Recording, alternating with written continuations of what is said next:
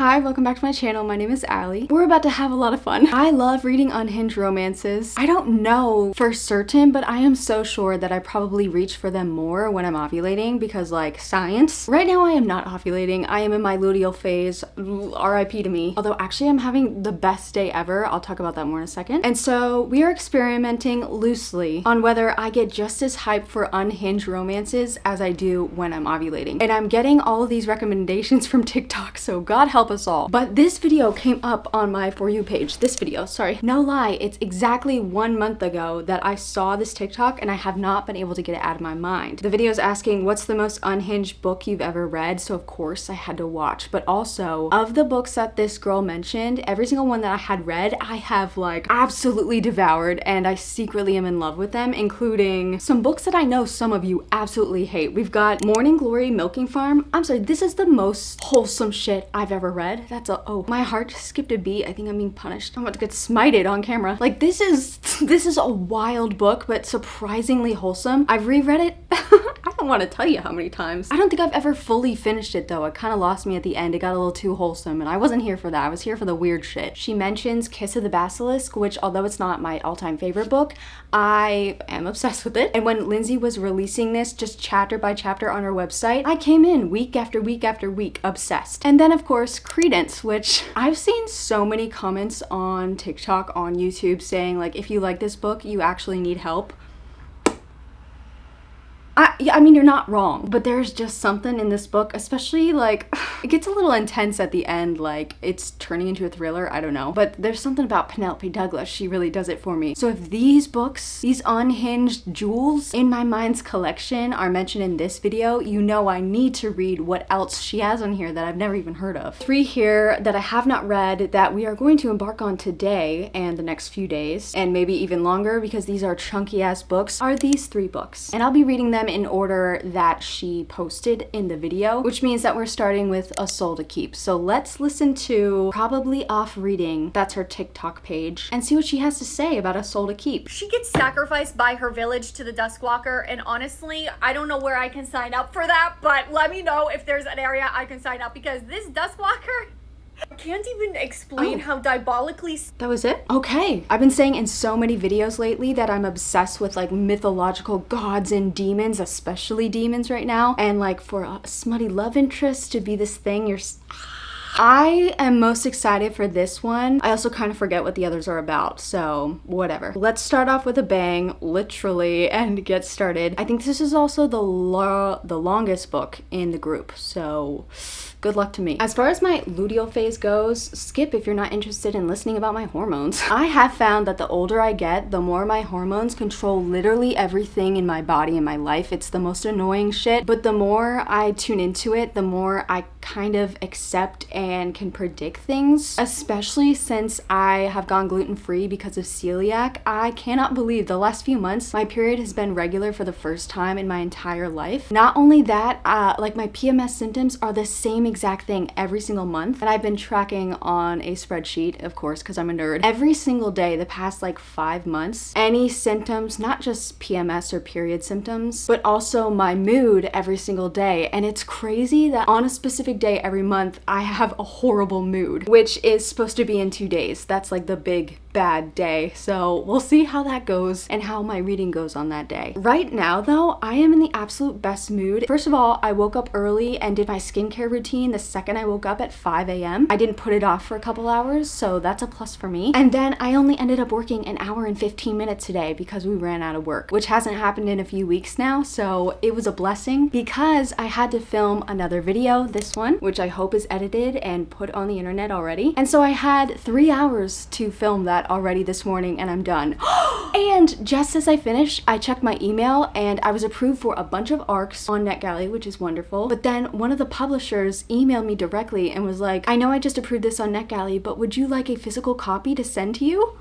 Are you kidding? I've never been asked that before. And so it feels like a monumental moment in my booktube career and I'm so excited. So yeah, having the absolute best day. I hope we can ride this for the rest of the week. Right now, I need to open the windows, put on like 10 fans and start my book before I die of a hot flash.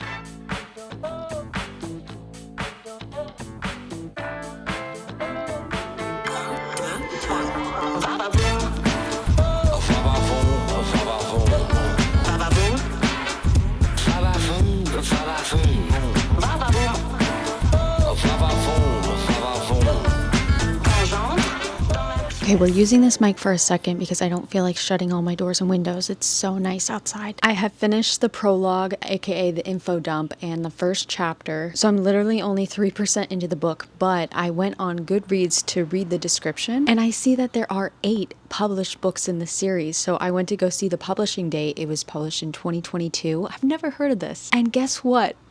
This is actually kind of spooky. It was published June 16th, aka the day right now in like my life, not when you're watching this, but the day I started this book is June 16th. Some of you are probably like, wow, Allie, that's weird, wow. But to me, the gods are speaking. The demons are calling to me. I really hope my neighbors can't hear me. June 16th, that's crazy. So yeah, the prologue was super info dumpy, but they didn't pretend it wasn't, which I do appreciate. Like if you're gonna info dump, don't put it in the dialogue between characters, which is actually what they did in chapter 1 as well, so minus points for that. But at the beginning, we find out that there are demons. They have like animal features and human features. They like to eat humans, yum yum yum. But there's also these things called death walkers, dusk walkers. They're somehow a little different. They have these type of faces. They seem more intelligent than the demons, and they have little wolves that accompany them, which is pretty cool. And then in chapter 1, we get introduced to our main character named Rhea. She is 26 years old, and she's being sacrificed to the dusk walker. Apparently he comes every 10 years and they give him a bride, which is like very nice of them, but also sketchy. And this village that Rhea lives in has been horrible to her pretty much her whole life. When she was 7, her family was brutally murdered by a bunch of demons, and she sat in the corner, covered her ears, blood splattered on her, but they didn't eat her. And so the village immediately was like, stay away from that bitch. She's been considered a bad omen ever since. And for 19 years, she's been forced to completely spend every single day alone. The only time she's allowed out of her house is when she goes out for food. She has to put a basket down on the ground, back up, and then people throw food in the basket. Sometimes they miss and it gets dirty and she still has to take it and eat it. And now they're like forcing her to go with this demon, this dusk walker. So it seems to me that Rhea has nothing left to lose because these people are losers and very mean. So I hope she's only looking forward. We're about to meet the dusk walker himself. According to the synopsis I just read, he's really excited to find a bride, which is crazy because it sounds like he's been getting them every 10 years for like a millennia. Oh, apparently their lives were always unfortunately cut short. Okay, they're gonna fall in love, and that is the plot, and you know what? I'm here for it. I will say something I'm not sure is luteal specific, or maybe it's just because I'm vlogging it, and usually I don't vlog my unhinged romances. I usually binge them on my own time. I feel a little bit more critical. I'm noticing some things in the text that the author's repeating a couple times, some things that I think actually might be typo, or like they meant to say something else. But again, I'm being very judgy right now. Not sure if it's hormonal or because I'm vlogging and I feel like I have to be more critical, but I am being more critical. So just an observation. I absolutely died for that dedication though. LMAO. Literally. Wait, no, my butt is still here. The only other thing I'm really thinking about is like, how are they gonna kiss? I would really like to know. And I guess we'll find out. Maybe they just don't kiss. That kind of sounds sad. I hope he doesn't like get transformed into a human though, because that would just be cheap. Based on the dedication, I don't think that's gonna happen. So I think we're in the clear. Let's keep going.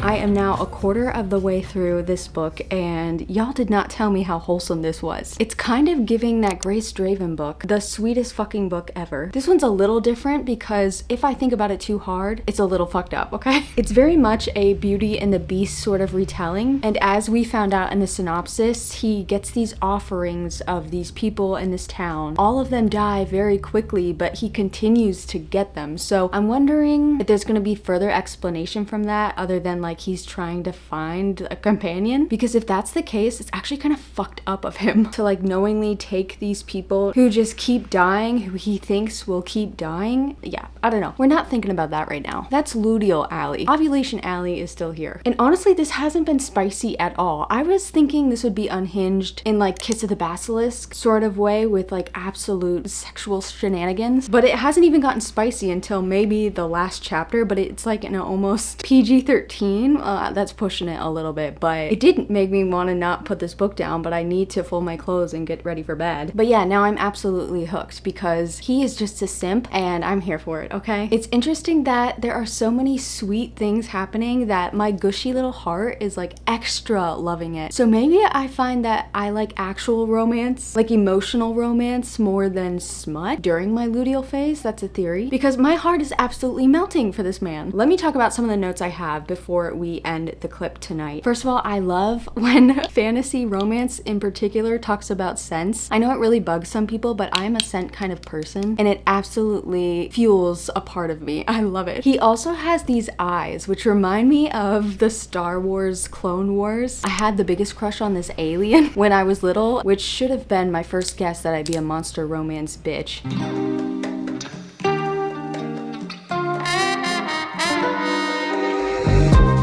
But his eyes are very orb-like and they change color, which is so fun. They're like mood ring eyeballs. And there's no real pupils, so people can't really tell what he's looking at. It's just like one huge color, which also reminds me of this book. Although his were just black all of the time. And she's like, I can't wait to find out what other colors he has. And she's like trying to like get the colors out of him. I love it. So yeah, they were traveling in the snow and she was wearing like a wedding dress and she's barefoot. So of course he had to carry her most of the way there. And of course he smells wonderful. It's crazy though because he is quite feral, especially if he smells fear. It seems like a lot of the brides or offerings, for lack of a better word, or at least some of them are in part because they were scared and they ran, and then it clicks in his brain. It's almost like a werewolf. He has no choice but to like hunt them down and kill them and eat them.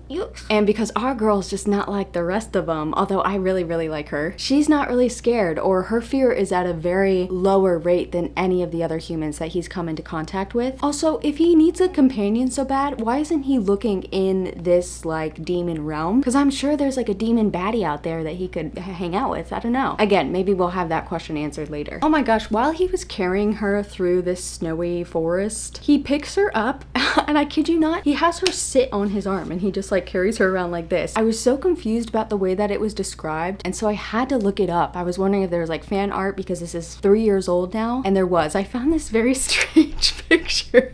This is just a goofy picture, okay? I can't even imagine sitting on someone like that. First of all, I'd be afraid to break their arm. But hey, he's a magical demon. Well, no question. But yes, speaking of our main character, Rhea, I really like her. I like how she talks about her emotions. Like, she does feel panic, she does feel fear, and she chooses in the moment to change it and turn it into anger toward the people that were really shitty toward her, toward the people that are trying to hurt her. I think it's very emotionally mature, and I feel like we don't get that too much in a lot of books, so kudos to her. And she talks herself down too. She says, just stay level-headed, you can do this, you can figure something out. And I love that for her. That's really awesome. She's also, as much as she can see that he's such a simp for her already and they're like hardly even friends, she feels a little bit of guilt because she still plans on running away because she wants to be free. She's been trapped her entire life. And speaking of his simpish ways, he is obsessed with her. He obviously wants to make this work, but also he seems to just really like her. She tells him that she likes to go outside and she wants to eat in the sunlight. It's only there for like 20 minutes a day or something. So he puts a table out there and makes a little stump and was like, I'll build you a chair.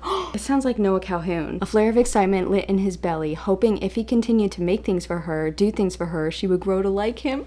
This precious little man. He would change everything about his home, make a new bed for her if she wanted, if it would make her connect with him. We love a simp, we stand a simp. Also, he's like super deadly at the same time. So it's just like she's falling fast, I'm sure, or at least she's about to. And I can't blame her. Stockholm syndrome aside. Sorry, was that insensitive? He's obsessed with her. See, I was just not expecting the level of wholesomeness. I truly was not. And so I'm guessing the unhinged part of this is just the fact that he is not human. And to me, that's not unhinged at all. So it's giving much more Morning Glory Milking Farm, although the unhinged part of this wasn't even that he was, what was he, like an orc? A minotaur.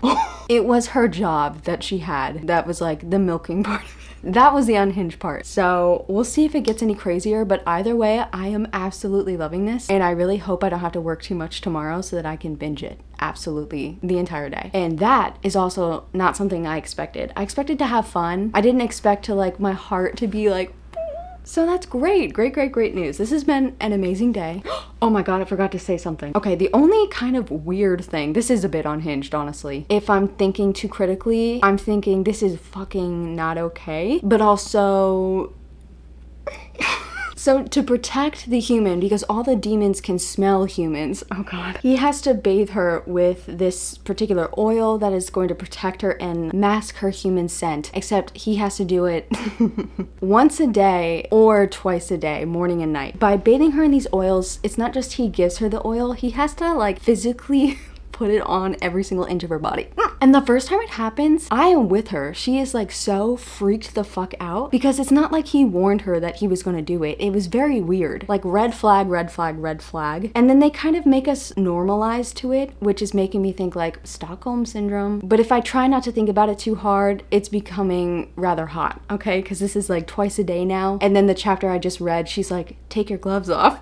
And now he's like touching his skin to her skin for the first time, and it's just hot. Especially because this seems to be a slow burn, at least at this point, that like that difference of taking a glove off is like, so yeah, that's weird. It's a little unhinged. Just the fact that he would have to do that, it is like, imagine you were just forced to go with some demon guy and he's telling you that he has to do this. My thought would be, oh, he doesn't have to do this. He's just being a fucking creep. But I'm not her, and this is a romance.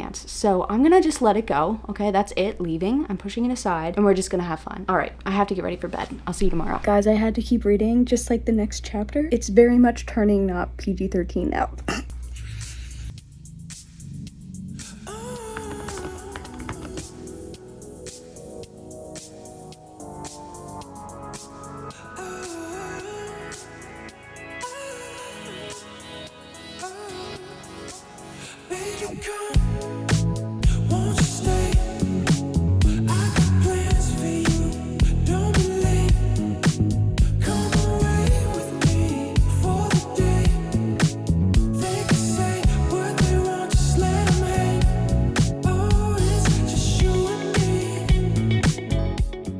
Alright, it has been several days now and I have finally finished A Soul to Keep, and I think I'm gonna be at 4 stars. Honestly, it would have been 4.5 if it weren't as long, but this was surprisingly so wonderful. And I'm definitely going to be continuing the series. It's kind of giving me Ice Planet Barbarians or the Claclanian, whatever that Freeing Luca series was. It's just so cozy. Oh, a snail. Aw. I think that's the thing that I really liked, was it was almost slice of life, which is why it was long, but there was also a thrillery aspect to parts of it. And my God, some of the demons were truly horrific. There was like a spider one.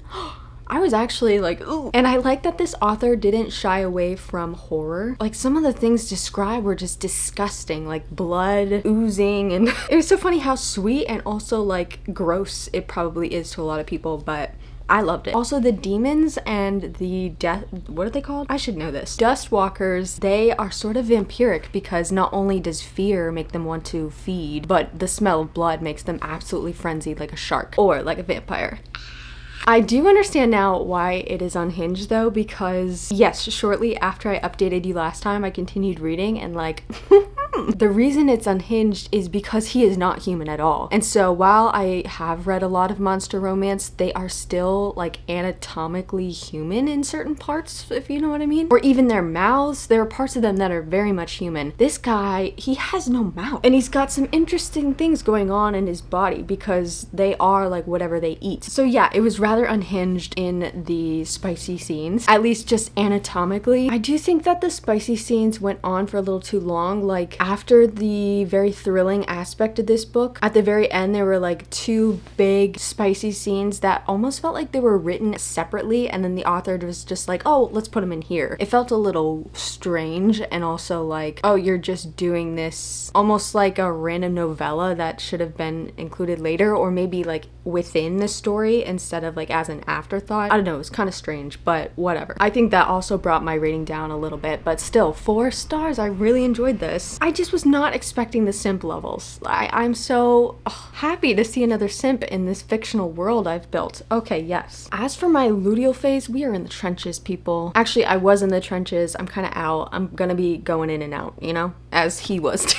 Yikes. I have this like rash that is developed on my face. You probably can't see it on camera. It's not even really a rash. It looks like 100 tiny little blisters like all over my face. It's not that itchy, except it's starting to get like around my eyelids. That's a little itchy. I think I've had this once when I used like a sunscreen or got too much sun. Yeah, that's annoying. But it is interesting that I think my luteal phase, I was able to enjoy the sentimental shit more, which I was not expecting. And maybe it's why I felt like the spicy scenes at the end were a little bit overkill, because in my ovulation phase, maybe I would have loved that. Who knows? But we're learning things. I'm learning things about myself. Sorry. This is kind of weird now that I think about this video concept. Anyway, let's move on to the next book. What was this one? The Never List? Let's listen to this TikTok girl talk about it. 4 princes are looking for their mate. 1 girl, okay? So it's why choose. She sneaks into the area where they're going to be selecting their mate, and she's chosen. Of course. She gets to spend like individual time with each of them.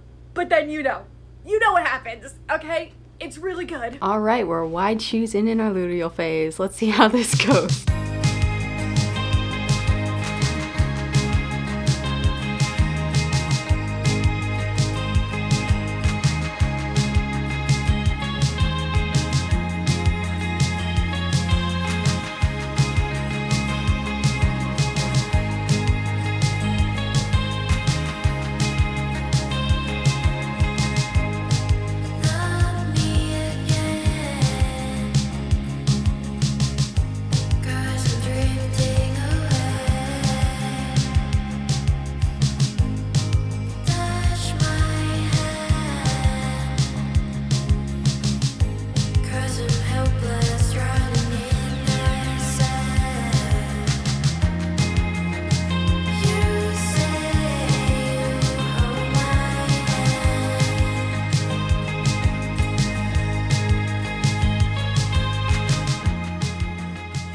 Let's catch up. Yesterday, Grant took me out for a little belated birthday bonanza. I got quite a few books. Let me show them briefly. The River Has Roots, Before I Let Go, The Wall of Winnipeg and Me, All Roads Lead Here, Fox, this is so heavy, None of This Is True, Till Summer Do Us Part, and Atmosphere. If you want more info on those, I did just upload a book haul. I actually haven't filmed or edited it yet, but you will have seen it. I didn't want to have to make you watch that whole thing to find out what I got though. So there we go. And then I also kind of went crazy in Sephora. I like had a whole list. I was walking around the aisles with like this jumbo list. About 8 employees asked me if I needed help, and I was hell bent on finding these things myself because it was kind of fun. It was like a little scavenger hunt. Skip ahead if you don't care. I got the Tartelette tubing mascara. I've never tried a tubing mascara that I know of. It's supposed to like come off much more easy, which is honestly the worst part about wearing makeup in general, so that's exciting. Also, look at those results. Gee whiz. I got this Milk Primer. I've never actually used primer before, but I looked up and this had really good reviews and it looked pretty fucking cool. I got the Rare Beauty Liquid Contour and the lightest color Gentle. I got this trial size of the Amika Perk Up Plus Extended Clean Dry Shampoo. I also got the Tower 28 Matte Powder Blush in the color Sawtell Slushy. What a cute little name. Look at this. I think I once bought one of their blushes, but it was like a gel kind and it got like dirty so quickly. It was kind of gross. But this shit looks smooth. Ready?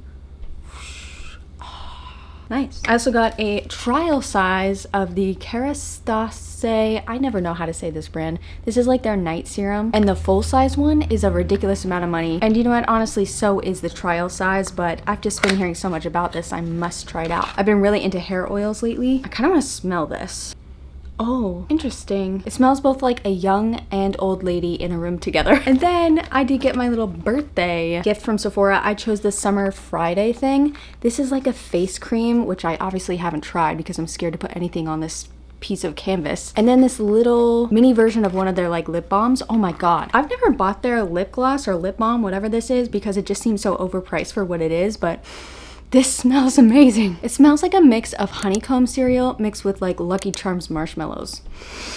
So yeah, happy birthday to me. It's like a whole month-long adventure this year. That's fine by me. As for the rash, it definitely got worse after I put makeup on it. Probably not my smartest move, but also I kind of took that risk. I just didn't want to go out in front of people who would never see me again with like blotchy ass skin. But now it's doing a little bit better. It's going from blisters to like hard blister. It almost feels like a nice sandpaper texture on my skin, which is just lovely. Mixed with the pimples, yes. It's gotten a little less stingy and itchy, so that's good. But I definitely think it was a sunscreen that I used, which is it's really fucking annoying. And apparently you can have like an allergic reaction to sunscreen, or you can have a phyto allergic reaction. I might have just made that up, maybe photo, but it's like not an allergic reaction until like UV light comes into the question, and then it like mixes with the chemicals. So I did use a mineral sunscreen on my actual body, but then I just used a facial sunscreen because I just assumed it would be fine for my face, but it was a chemical sunscreen. So if you have any recommendations for, I think it's called mineral sunscreen, right? That's like the opposite of the chemical ones. Let me know in the comments below. I am in desperate need, although maybe that's not even it and I'll just have another reaction. Maybe I should just let my face get burned, you know, YOLO. As for the book, I'm like on chapter 3 or 4. Oh, I'm on chapter 4, yay. I thought I was lying. Whew. It's taking me a minute, okay? I can definitely tell that my luteal phase is making me a little bit more tired than usual. It's making me a little bit more irritated than usual. A lot of you could definitely understand. You'd think you're in a fine mood and then just a noise happens and you could like literally scream. It's just so annoying. And also, I think starting a book has been more difficult in the past few days when I'm really thinking about it. Especially this one, it seems harder to latch onto than A Soul to Keep, because we've gotten a couple different perspective changes here. There's lots of characters, there's lots of information, and I wish I had the physical copy, which I saw all over Barnes & Noble. I didn't realize this was a 2025 release. It's pretty new. But it's the kind of thing where they're talking about, it's kind of like Hunger Gamesy, where there's these different class systems and each one has their own thing that they do. So I wish I could flip back very quickly. And I know that I have the ability to highlight and, you know, bookmark in here, but it's just not the same.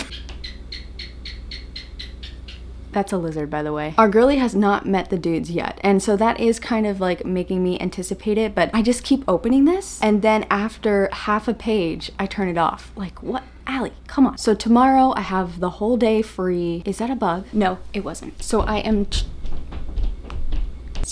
challenging myself to read this entire book tomorrow, which I think I could do, but I really need to crack down. Maybe I'll just turn my phone off tomorrow, but then how will I time myself?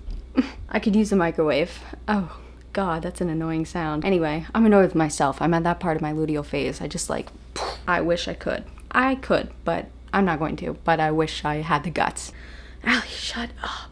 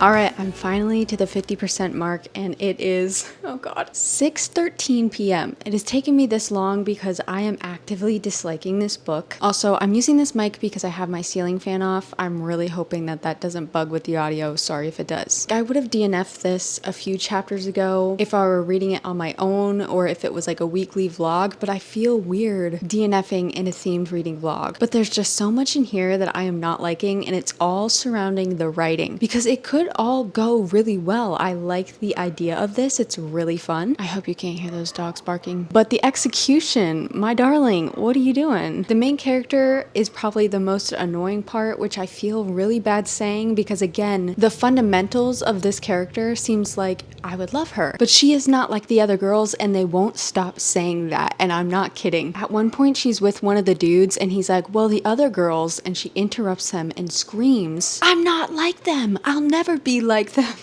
I laughed out loud. And then one of the guys is talking to the other ones. We get, I'm guessing, their point of views throughout the book, which that's really fun. I like listening to them talk about her. I don't know what that says about me, but he tells them, Riley is different. You don't understand. She's not like the others. And it's non-stop. It's a little cringe. But then again, it makes me laugh. So if I try to remind myself to take this as like a joke, to have fun with it, then it's no big deal. Well, there are other things frustrating me, but I have to actively say, Allie, just laugh. Don't be frustrated. Just try and laugh. So yeah, our main character is Riley. She lives in this fantasy world. There are a lot of different subsects of things. There's a class system, and if you're born at a certain one, you can't ever leave it. She's at the very bottom one, and they have like the absolute worst lives ever. They're not allowed to read books. They hardly have any food. They're not allowed to go anywhere or they'll be arrested or killed. And she certainly isn't allowed to go to this event called The Choosing, where the 4 princes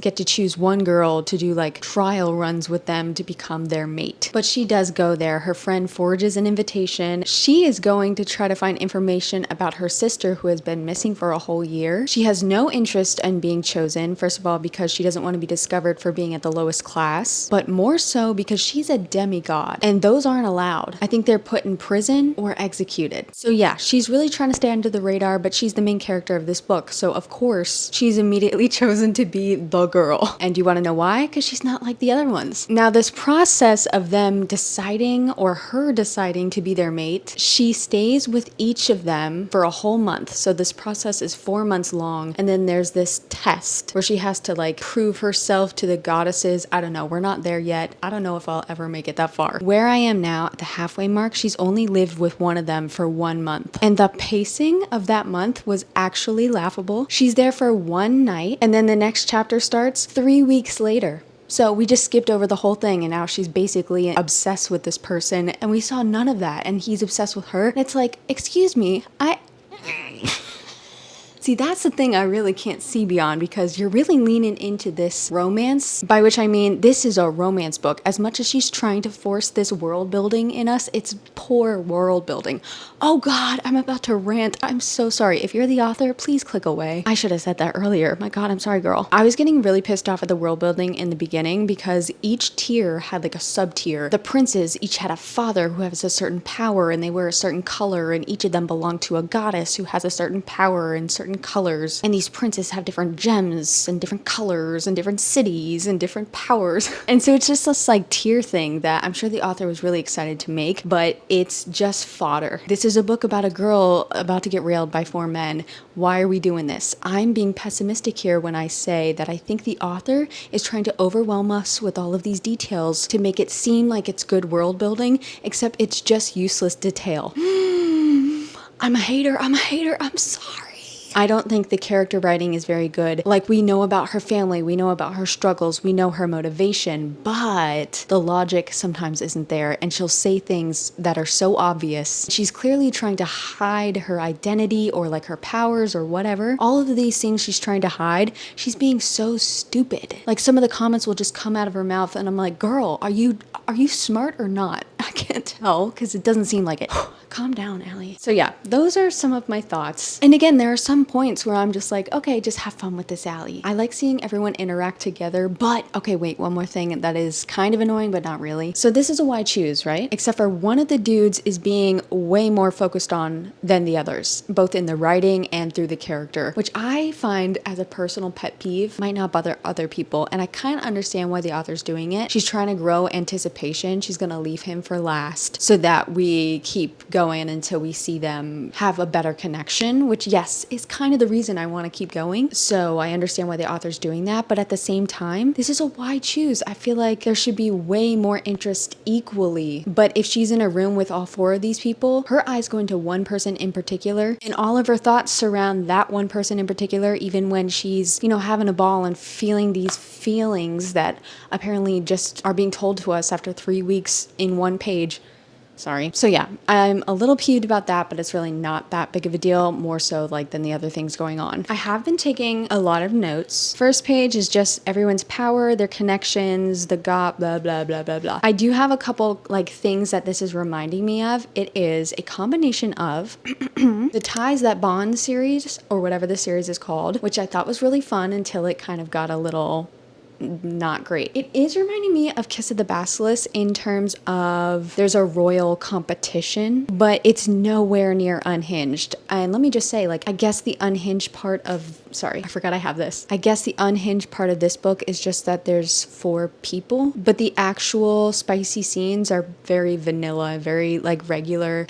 And I'm sorry, I'm just gonna keep complaining about this. Fast forward if you want to not listen to this. They're making this big deal about how all the other girls never lasted a month. They were all terrified and they hated it. She's being treated like a princess and she's getting banged every day. Like, who would run and scream from that? I'm sorry. There's a lot of things like that where they say something in the book and the narration and then it doesn't follow through. Ugh. Anyway, so yes, it ties up on Kiss of the Basilisk. It's reminding me a lot of Silver Elite in the way that she has to hide her identity. And I can't believe I'm saying this. This is looking like gold next to this book. And I gave that a 3-star. And then it's also reminding me a little bit of Zodiac Academy, probably because I saw a lot of sexual tension between everyone in that book, despite it not technically being a wide choose, at least from where I stopped reading. But it's the fact that there's such a clear one-dimensional villain, or is it two-dimensional?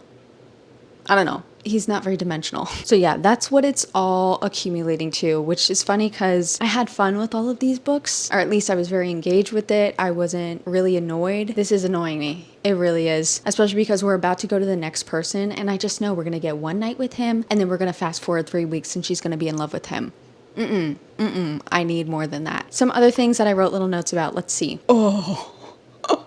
Okay, another personal pet peeve that I don't think would bother a lot of people is that there's a bunch of instances in here where someone says something that's not even a joke. They just say a word and then she starts laughing or someone else starts laughing and they look at her like, oh my God, you're so different. I hate when books say that something's funny and it's not funny. It's like, be a better writer or don't make them laugh so hard. Oh God, I'm salty tonight. Lots of info dumping, which honestly in the beginning is necessary, but then it gets a little bit tiring as the book goes on because we're still getting it. Oh my God. There's this one scene, her first guy that she's going to. She's only been in this situation for like 12 hours and she's only been with this dude for like 1 hour tops. She thinks he's this scary god. She spills her coffee on him in a public place. She sees that his finger's burnt and so she sticks this man's dirty finger, might I add, he just rode a little motorcycle, in her fucking mouth. And the craziest thing is that she was like, oh, it was instinctual. If she played it off like, oh, I did that to try to seduce him because she's trying to win them over, I would have appreciated that more. It would have been funny and like, girl, what are you doing? But it would have been like, oh, okay, she's playing them. But no, her instinct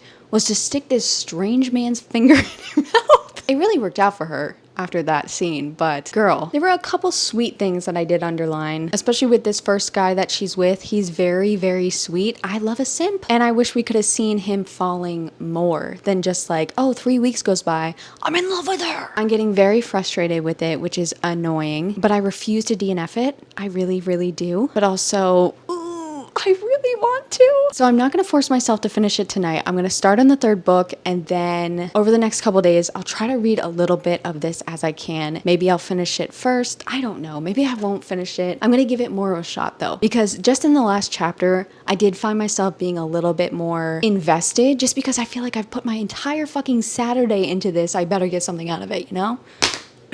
So let's listen to the TikTok about the last book. Are you ready? My God, what if this one sucks too? That's actually gonna be really sad, and I might have to quit this vlog early, which has now been almost a week of filming. She is a princess. He is a court jester. He marks his next obsessions with a red ribbon, and guess who gets a red ribbon? I think we all know, okay? And it's not like out of all these books I'm showing you the top most smuttiest book, but it's still so good. Not biologically related, and they've never met before. All right, so she's a princess, he's a court jester. I like that dynamic. That's very interesting. It's kind of giving that, this book had a chokehold on me back in the day. Okay, I'm gonna start this one. I hope there's a lot of yearning and tension and like forbidden glances across the room. I'm wondering what she defines as not that smutty, because like a 500-page book with like zero smut, if it's bad writing, I'm not gonna last. This is starting to feel like a chore. God, why did I do this? I've been sticking to like reading books that I'm really excited about, or like mood reading. I am not in the mood right now. But then again, that first book I read, A Soul to Keep, I was so pleasantly surprised. I had so much fun. It was so cozy, and I wouldn't have read it. Well, I might have. I love monster romance, but I wouldn't have read it for a while if it weren't for this video. Okay, just try it. Give it a try, Allie. Give it a try. I gotta keep chanting to myself. Just have a laugh. Just find it funny. But it's hard to do that when this is my weekend. I only have a couple days, and I'm spending it reading things that aren't very good. Let's give it a try. Tomorrow, though, I'm gonna be at the beach, so like whatever I'm doing at the beach is gonna be great. That's something good to look forward to.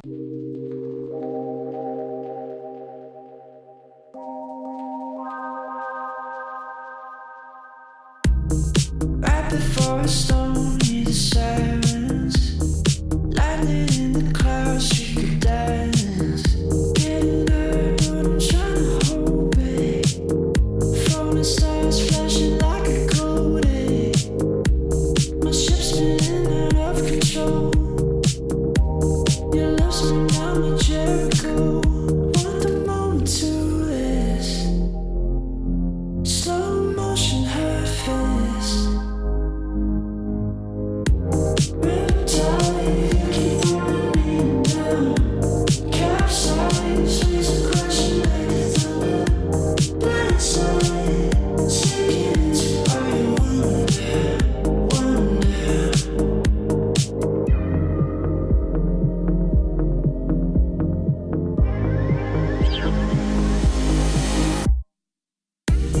Sail the 7 seas for the treasure.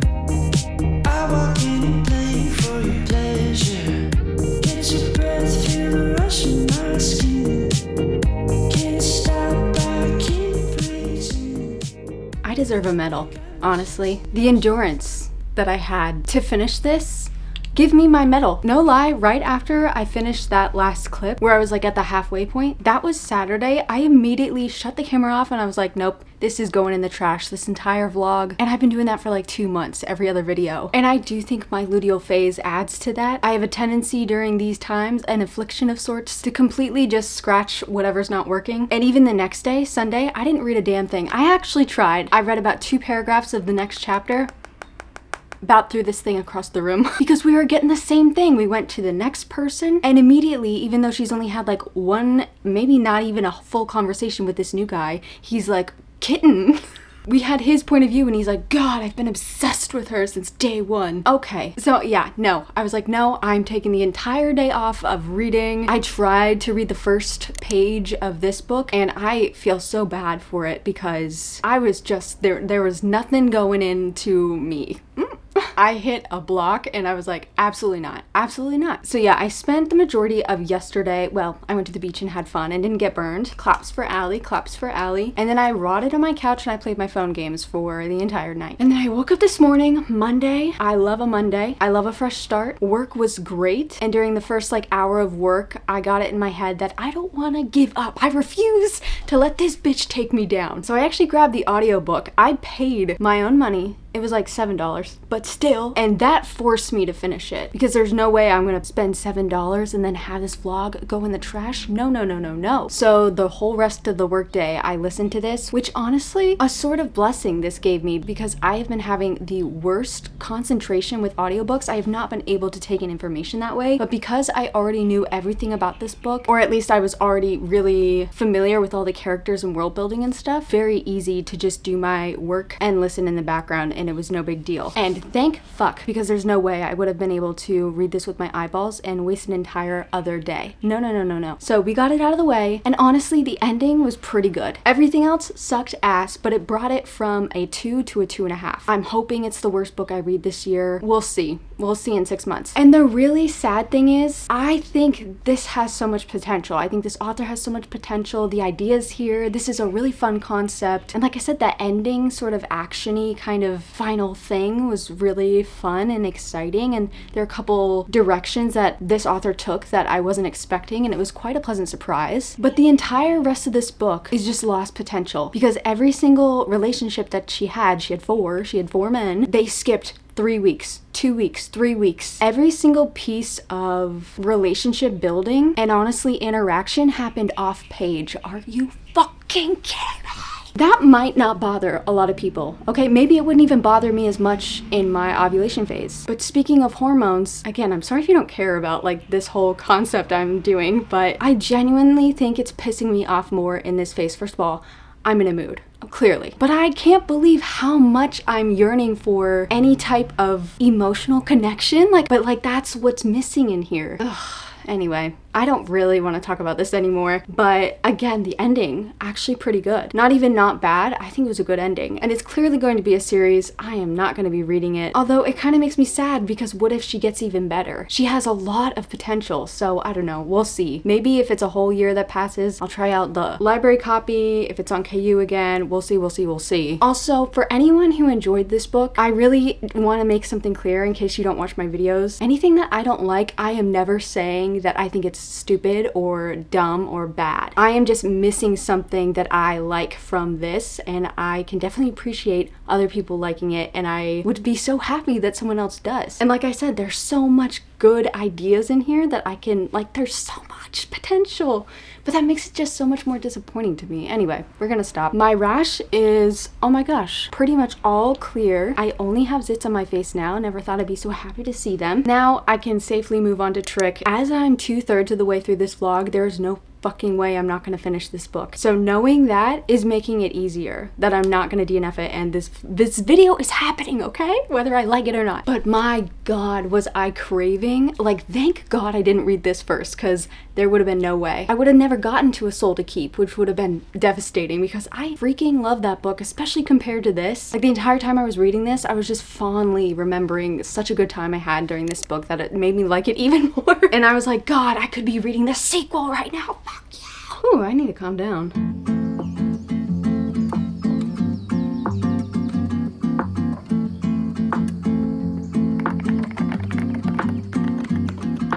Guys, this video's been going on for so long, I'm not even in my luteal phase anymore. That's right, I'm in my follicular phase. Also, what a funny word. My mood is so different as soon as I, bleed. I feel like I'm not allowed to say that on the internet, but fuck it, half the population does it. It's like all of the demons in here just go, whoosh, bye, see you next month. Thank fuck. I've got so much energy. I've got a little too much energy, but hey, I'm not complaining. I think I just did though. But sadly, this experiment, this very scientific experiment we've been conducting is now deeply inaccurate because the last book I'm reading is not in the luteal phase. So the concept's gone out the window. I am not quitting this video. We're finishing this book tonight, okay? I am officially 35% of the way through, and I'm liking it better than the Never List. Definitely not as much as A Soul to Keep though. This is right in the middle, and I think it's probably gonna end up that way. The preface, I literally had to speed run that because it was through the dude's point of view. He's the poet, he's the jester, and he talks in rhymes, but they're cringe. I cannot stand it. That's a personal preference. Even when there's a musician in a book and they start singing on the page with lyrics, no. It's a turn off for sure. Him as a character has been the worst part of this for me, but there was just a plot twist that changed kind of everything, and so I am liking him better. Also, I did not see that plot twist coming, so that was kind of cool. Their romance though, And honestly, I have no idea why this was on the unhinged list, either sexually or any other way. I really don't understand, but it took me about like a quarter of the way through A Soul to Keep to realize why this was unhinged. So maybe there's something to come. We'll see. But yeah, we have a princess named Briar. We have a jester, a clown. His name is Poet, and he is just, I don't like him. They keep saying how witty he is and how good with words he is, except I don't think he is. I'm getting the same kind of annoyance as when a character starts laughing at something funny, but like it's actually not funny at all. And they keep telling me this man is like got away with words, and I'm like, bro, please stop talking. And I'm a Gemini, that's a lot coming from me. But there's even this scene where like all of the kings and queens, their direct children aren't even allowed in this meeting. They're the next to the throne. You would think that they would be there. They're not allowed, yet his ass is allowed in the room, and he's talking the most. Why would any leader of a kingdom or even like a small village put up with that shit? Oh, I think I have a UPS package. Hold on. Oh my gosh, I have my first ever sent to me without asking ARC. I already know what this is because she emailed me asking if I wanted this, and I was like, F, yeah, oh wait, I talked about this in the beginning of this video. It's all coming full circle. Oh my god, let's open it. This is so exciting. Also, how cute. It's pink. There are 3 books in here. Oh my god. Stop. Okay. Oh, my birthday month this year is getting me. Allie, I'm excited to share this early copy of House of Beth, plus a couple other books I think you might like from our Lit Girl summer list. Looking forward to your thoughts. Danielle. Danielle, you are now my best friend. We're besties officially. This is House of Beth. I talked about it in this new release video. It's coming out in July, and I am planning on reading it for Summerween. It smells very good, Danielle.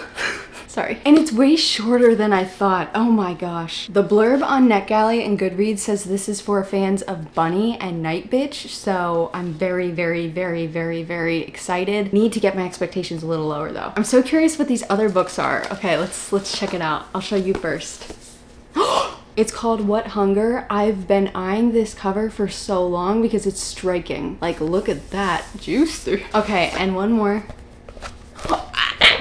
Wait, I need to cancel my pre-order. I've already pre-ordered this, and I'm planning on reading it for Summerween as well. Oh my god. Danielle, you know me. You know me so well. I literally need to fan myself. No hot flushes anymore, but this is just a flush of happiness.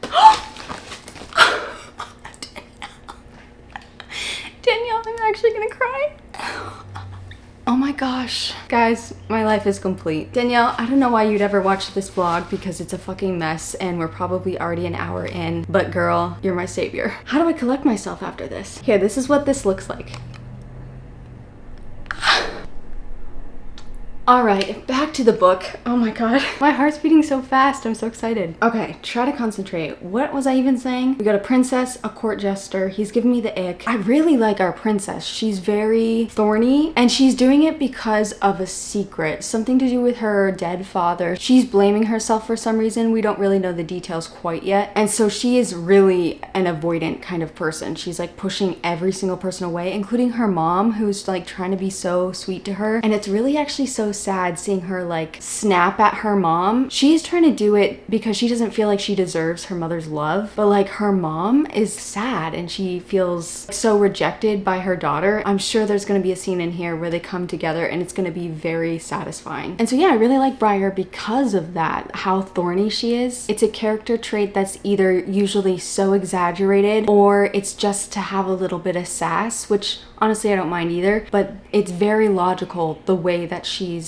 behaving. As for their connection, before the book started, before she even got to this castle, oh, she's from like the autumn court. As far as I know, it's not fantasy. She's staying in the spring court for like this bullshit reason, I don't know. So before she even got to the spring court, he left a red ribbon on her bed. I think this is the dumbest shit ever. It really doesn't make any sense. It means that he has a score to settle. So he's gonna try to like make fun of this person or seduce them. I don't know. I think he and his antics, it's just a little too much. It's like look at me. No. There is a bit of drama because she only really has one friend, this dude who plays the flute. She's not even supposed to be friends with him because he's like at a lower class. But this flute player is also so enamored by the jester, the poet. And honestly, the poet's a bisexual king and we love to see that. But I'm scared there's gonna be some petty drama between these two besties, our princess and her flute player, because they both like the same boy. They're 22 years old, maybe 20, I don't know. I just don't want to see a friendship end for that kind of reason. And I think the reason she has a crush on him is just that he's hot and he's smart and witty and he's not afraid to call her out. But honestly, it's kind of giving like the first boy she's ever had a crush on. So I don't know. I don't know. But right now I'm not invested in their romance. If I just kind of think about it as in, oh, she's just trying to follow a passion, I can take it in that way. But I find him irritating. Again, this new plot development is making me more intrigued about him as a character, as well as understanding his logic a little bit more. So we'll see what happens. But I gotta be honest, the rhyming, no. I was over that on page 1. Please stop. The only other thing that's kind of bugging me is that the characters right now, they're somewhere else. And at first there was a reason that they were there, but now it's been like 3 or 4 days. And the reason they couldn't leave is now, it was like over 3 days ago. So the writing has done that a couple times where it's like, wait, why? Why? I need things to make sense. I really do. And I hate that for myself. But the only time I let it go out of my head is if there's a lot of chemistry on the page. And right now, I'm just not feeling it. So we're going to get through this. I'm a little bored, but that's better. Well, if I'm going to be honest, it's almost more fun if it's straight out bad and I'm having a frustrated time because then I can rant about it. This is fine. It's boring. I hope that turns around. I've got to finish it. But first, I need to cancel this pre-order. God bless your soul, Danielle. And I'm gonna email her. Is that weird? To Danielle, as a friend.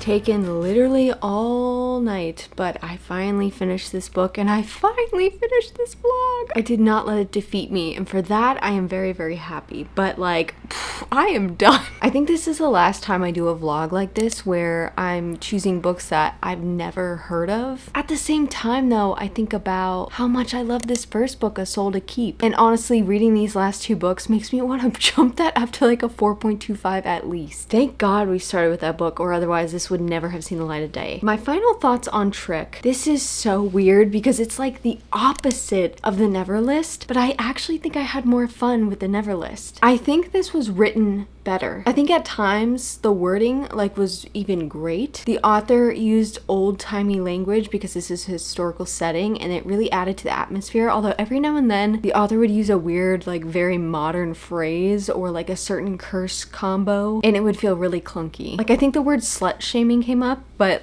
around old-timey language. It was very weird. And the language was a little bit more flowery, which is something that I often like, so I definitely appreciated that. And we definitely saw these two interact, get to know each other more, and actually learn more about each other. We saw them bond, which I could not say the same for the Never List. But this was so boring. The first 35% is just them kind of interacting and not liking each other, but clearly being turned on by each other. 35 to 70% is just them banging, and it's not anything unhinged. It's very regular banging, but it was just an onslaught of it, and it made me curious because I remember when I read the synopsis, the author said something about how there are changes to the different editions, and this new edition has a higher spice rating. And apparently this used to be a YA book where they were younger and there was literally no spice, which is crazy because I feel honestly 70% of this was just very flowery vanilla spice. I think it was written nicely, but it wasn't exciting like other unhinged romances. It's not something that I would be gossiping about. It's just okay,